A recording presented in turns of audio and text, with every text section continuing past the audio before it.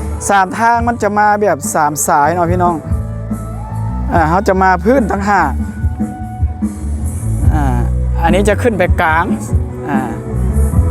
เขาจะแยกแหลมเขาจะแยกไว้อันนี้เป็น3ทางแท้ๆเนาะช่วงนี้เขาใส่บิ๊กเซอร์ดิจิตอล XR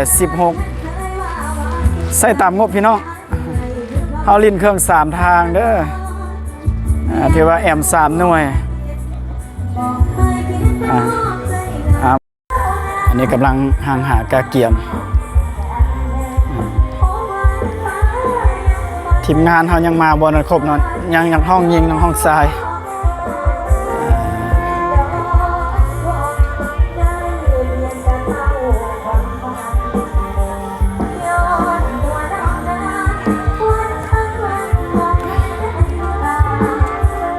ผู้ใดมีการมีงานก็อย่าลืมติดต่อเข้ามาเด้อ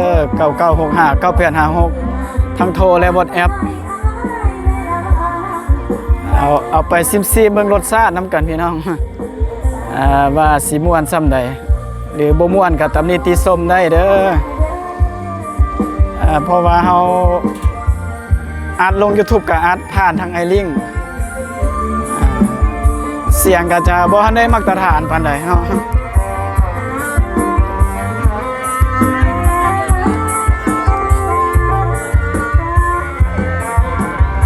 เบิ่งบรรยากาศตามงาน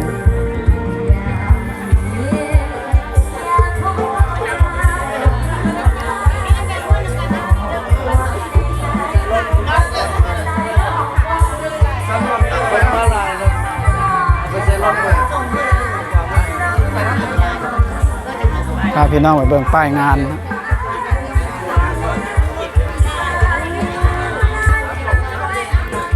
งานสุขสันต์วันวิวาเด้อพี่น้องเด้อ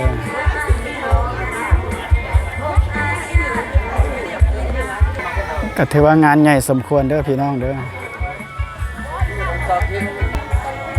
พาให้เบิ่งมุมกว้างๆเลยอันนี้มันรูปเจ้าบ่าวเจ้าสาวเด้อเจ้าบ่าวก็รอแหละเจ้าสาวก็งามหลายเนาะจักหน่อยคือเบิ่งตัวจริงนำกันพี่น้อง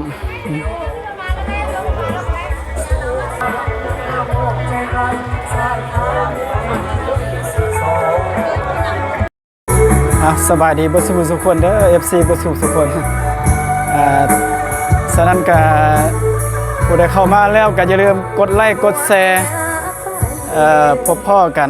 วันนี้มาเสพงานอยู่ที่บ้านหาดเกี้ยงเมืองไซธานีนครหลวงเวียงจันทร์ผู้ข้าสิพาไปเบิ่งไปชมระบบเครื่องเสียงอิเล็กโทรนนุ่มขันทองเฮาเนาะก่อนไปเบิ่งเครื่องเสียงก็ถือว่าเบิ่งงานเขาก่อนอันนี้เป็นงานดองเด้อพี่น้องเด้อเป็นงานดองเธอเจ้าบ่าวเจ้าสาวเพิ่นกำลังทำพิธีทับอูสู่ขวัญตามฮีตของประเพณีอยู่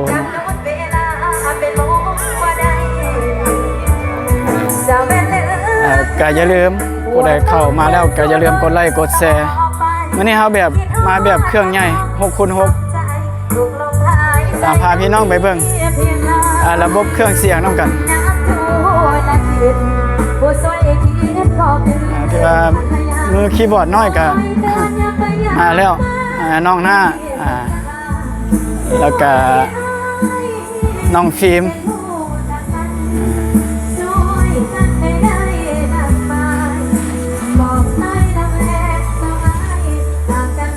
ผ่านมาตะเกียวกับไส้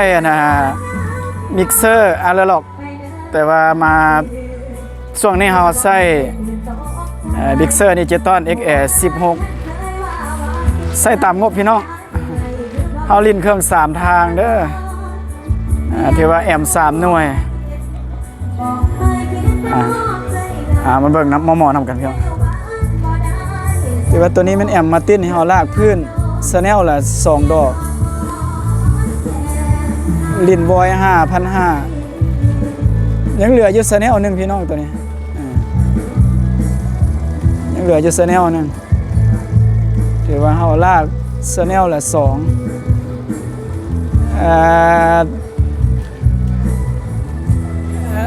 ตัวเทิงนี่จะเป็นลากกลางเนาะพี่น้องเนาะMPE 3,600 เด้เนาะเฮาลากกลางข้างละ3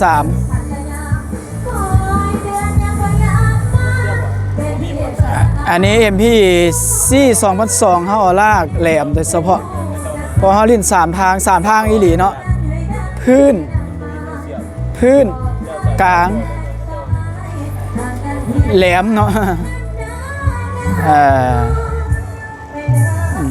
มิกเซอร์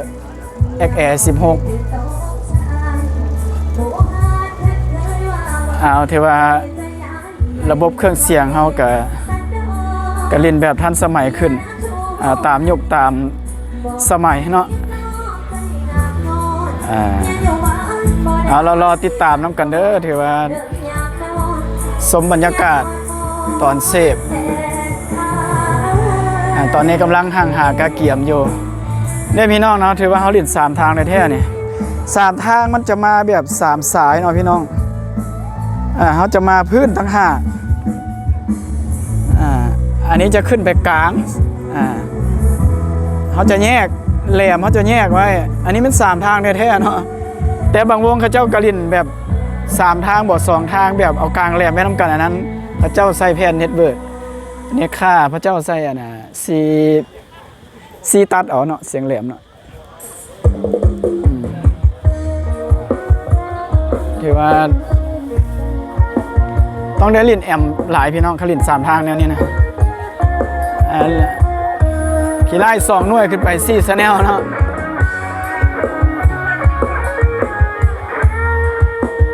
เอาให้พี่น้องเบิ่งตามงานเด้อก็อย่าลืมกดไลค์กดแชร์กดติดตามซอยเด้อกับทีมงานอิเล็กโทรนุ่มขันทองเขาซึ่งเบอร์โทรกับ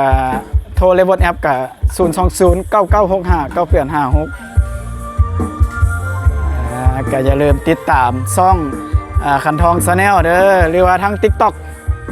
ทั้ง Facebook กับขันทองยาว่างอิเล็กโทรเป็นตัวลาวเด้อเนาะก็อย่าลืมฝากผลงานไว้คลิปหน้าพ่อๆกันใหม่